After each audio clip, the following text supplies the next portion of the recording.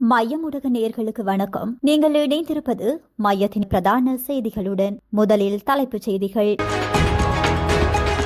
நாமலுக்கு அஞ்சும் ஜனாதிபதியானொரு ஜோன்ஸ்டனின் புதுக்கதை. 11 வயது பேத்தியை தொடர்ச்சியாக வன்புணர்ந்த தாத்தா. சிறுநீரக தொற்றால் அம்பலத்துக்கு வந்த சம்பவம். என்பிபி நகர சபை உறுப்பினர் பதவி ராஜினாமா வெளியான தகவல். தாய் தந்தையை கொடூரமாக படுகொலை செய்த மகன். நீர்கொழும்பு சிறை கலவரம், மேலும் 2 சிறை அதிகாரிகள் பலி. நீர்கொழும்பு சிறை கலவரத்தின் பின்னணியில் உள்ள சதி திட்டங்கள், விசாரணைகள் தீவிரம். ஹார்முஸ் நீரிணையில் பற்றி எரியும் கப்பல்கள், பதிலடி கொடுப்போம், இந்தியர் பலி. செக் பைத்தா ஹவுதி, எழும்பும் புகை, சவுதி விமான நிலையம் மீது பயங்கர தாக்குதல் தொடர்பென விரிவான செய்திகள்.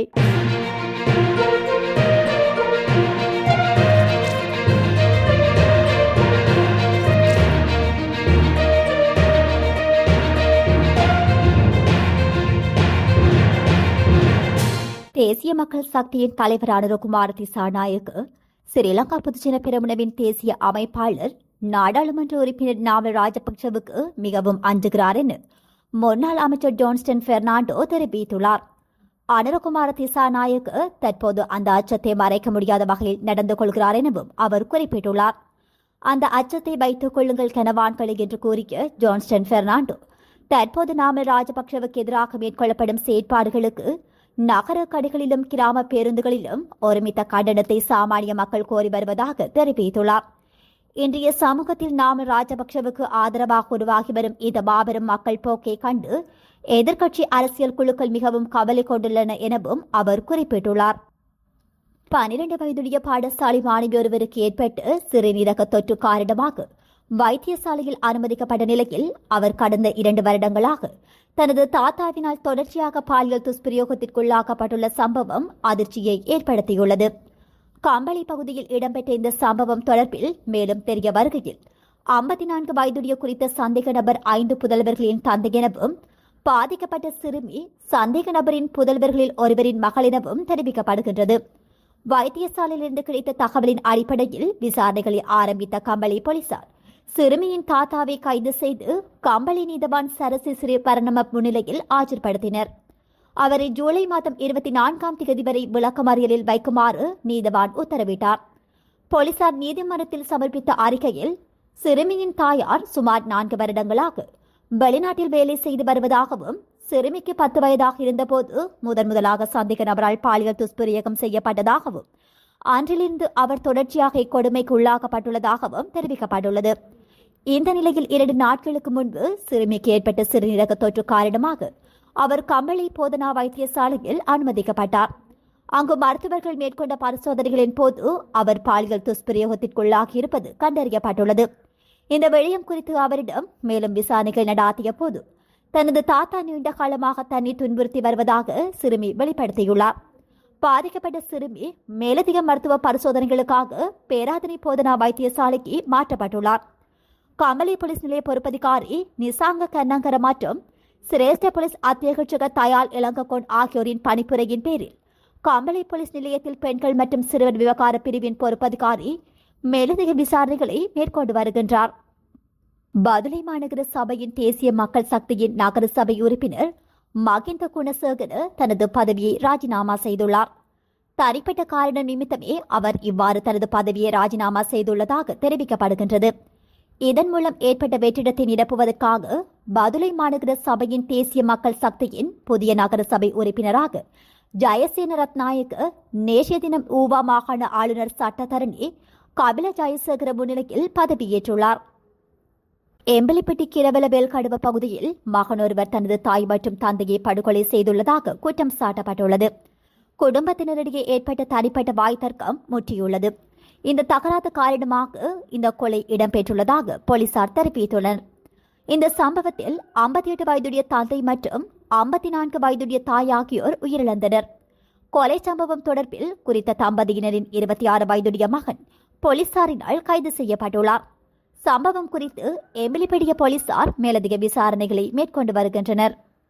நேர்கொழும்பு சிறைச்சாலை மோதலில் காயமடைந்து கொழும்பு தேசிய மருத்துவமனையில் சிகிச்சை பெற்று வந்த மேலும் 2 சிறை அதிகாரிகள் உயிரிழந்தனர். இதன்போது மேலும் தெரிய வருகையில் நேற்றைய தினம் ஒருவரும் மற்றொருவர் இன்று காலையும் உயிரிழந்ததாக தெரிவிக்கப்பட்டுள்ளது. உயிரிழந்தவர்கள் 25 மற்றும் 39 வயதுடைய 2 சிறைத்துறை அதிகாரிகள் என தெரிவிக்கப்பட்டுள்ளது. இதன் அடிப்படையில் நீர்கொழும்பு சிறை மோதலில் உயிரிழந்த சிறை அதிகாரிகளின் எண்ணிக்கை 10ஆக அதிகரித்துள்ளது. ஜூலை 5 மற்றும் 6 ஆகிய திகதிகளில் நடைபெற்ற சிறை கலவரங்களில் மேலும் 21 கைதிகள் உயிரிழந்ததாகவும் இதன் மூலம் மொத்த உயிரிழப்புகளின் எண்ணிக்கை 31ஆக உயர்ந்துள்ளதாகவும் காவல்துறையினர் தெரிவித்துள்ளனர். மோதலில் காயமடைந்த மற்ற சிறை கைதிகளும் அதிகாரிகளும் கொழும்பு தேசிய மருத்துவமனையிலும் நீர்கொழும்பு மருத்துவமனையிலும் சிகிச்சை பெற்று வருவதாக தெரிவிக்கப்பட்டுள்ளமை குறிப்பிடத்தக்கது.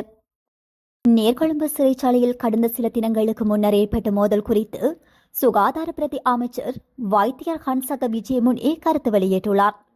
குறித்த மோதலின் பின்னணியில் ஏதேனும் சதித்திட்டங்கள் அடங்கிய செயற்பாடுகள் காணப்பட்டதா என்பது குறித்து தற்போது விசாரணைகள் முன்னெடுக்கப்பட்டு வருவதாகவும் அவர் தெரிவித்துள்ளார். கண்டியில் நடைபெற்ற கலந்துரையாடல் ஒன்றின் போது கருத்து தெரிவிக்கையிலேயே பிரதி அமைச்சர் இதனை குறிப்பிட்டுள்ளார். தொடர்ந்தும் கருத்து தெரிவித்த அவர், நீர்கொழும்பு சிறைச்சாலை மோதலின் பின்னணியில் ஏதேனும் சதித்திட்டம் இருந்ததா என்பது குறித்து தற்போது விசாரணைகள் நடாத்தப்பட்டு வருகிறது எனவும் அந்த விசாரணைகளின் முன்னேற்றத்தின் அடிப்படையிலேயே எம்மால் உறுதியாக கூற முடியும். சிறைச்சாலைகளில் உள்ள அதிக நெரிசல் நீண்ட காலமாக நிலவி வருகின்ற ஒரு பிரச்சனையாகும். சிறைச்சாலைக்குள் பல பிரச்சனைகள் உருவாகின்றன. வழக்குகள் தேவையற்ற முறையில் தாமதமடைதல், அறிக்கைகள் கிடைக்காமை, போதைப்பொருள் கைதுகள் அதிகரிப்பு ஆகியன சிறைச்சாலை நெரிசல் அதிகரிப்பதற்கு காரணமாக அமைந்துள்ளன. காலி மகாமோதரிய பழைய வைத்தியசாலை, கண்டி போகும் வரை சிறைச்சாலை ஆகிய இரண்டையும் நாங்கள் சிறைச்சாலைகளாக தொடர்ந்து முன்னெடுத்துச் செல்ல எதிர்பார்ப்பவை அல்ல. எமக்கு வேறு திட்டங்கள் காணப்படுகின்றன. ஆனால் இந்த நேரத்தில் உடனடி நடவடிக்கையாக சில மாதங்களுக்கு மட்டுமே அந்த படியை எடுத்தோம். சில மாதங்களுக்கு மட்டுமே அந்த இடங்களில் சிறைச்சாலைகள் நடாத்தப்படும். தீர்வுகள் கிடைக்கும் போது அந்த 2 சிறைச்சாலைகளும் நீக்கப்படும் என அவர் தெரிவித்துள்ளார். ஹோர்மிஸ் நீர்நிலையில் ஐக்கிய அரபு ராஜ்யத்திற்கு சொந்தமான 2 எண்ணெய் கப்பல்கள் மீது ஈரான் தாக்குதல் நடாத்தியுள்ளதாக ஐக்கிய அரபு அமீரகத்தின் பாதுகாப்பு அமைச்சகம் தெரிவித்துள்ளது. இந்த தாக்குதலில் இந்திய குழு உறுப்பினர் ஒருவர் உயிரிழந்ததுடன் மேலும் 8 பேர் காயமடைந்தனர். காயமடைந்தவர்கள் மருத்துவமனையில் அனுமதிக்கப்பட்டு சிகிச்சை பெற்று வருவதாக சர்வதேச ஊடகங்கள் செய்தி வெளியிட்டுள்ளன. பொம்பாசா மற்றும் அல் பாஹியா ஆகிய 2 கப்பல்களே இந்த தாக்குதலுக்கு இலக்காகியுள்ளன. ஓமான் கடல் எல்லைக்குள் ஹோர்முஸ் நீரிணையின் தெற்கு பாதையில் இந்த கப்பல்கள் பயணித்துக் கொண்டிருந்த போது இந்த தாக்குதல் நடாத்தப்பட்டதாக அமைச்சு தெரிவித்துள்ளது. கப்பல்களில் தீ விபத்துகள் ஏற்பட்டதை தொடர்ந்து இந்த தாக்குதல்களால் 2 டாங்கர் கப்பிகளுக்கு மோதல் ஏற்பட்டுள்ளது. தீக்கட்டுக்குள் கொண்டுவரப்பட்டதாக அமைச்சகம் தெரிவித்துள்ளது. அப்பட்டமான தாக்குதல் என்று கண்டித்ததோடு இதற்கு பதிலடி கொடுப்பதற்கான முழு உரிமையும் ஐக்கிய அரபு அமீரகம் கொண்டுள்ளது என தெரிவித்துள்ளது. சவுதி அரேபியாவின் தெற்கு பகுதியில் அமைந்துள்ள அபாஸ் சர்வதேச விமான நிலையத்தை இலக்கு வைத்து ஹவுதி கிளர்ச்சியாளர்கள் தாக்குதல் நடாத்தியுள்ளனர். ஹவுதி கிளர்ச்சியாளர்கள் நடாத்தியுள்ள பெலிஸ்டிக் ஏவுகணை மற்றும் ட்ரோன் தாக்குதல்களால் மத்திய கிழக்கில் மீண்டும் பதற்றம் அதிகரித்துள்ளது. முன்னதாக ஏமனில் ஹவுதி கட்டுப்பாட்டில் உள்ள சனா நகரில் அமைந்துள்ள சனா விமான நிலையம் மீது தாக்குதல் நடாத்தப்பட்டது.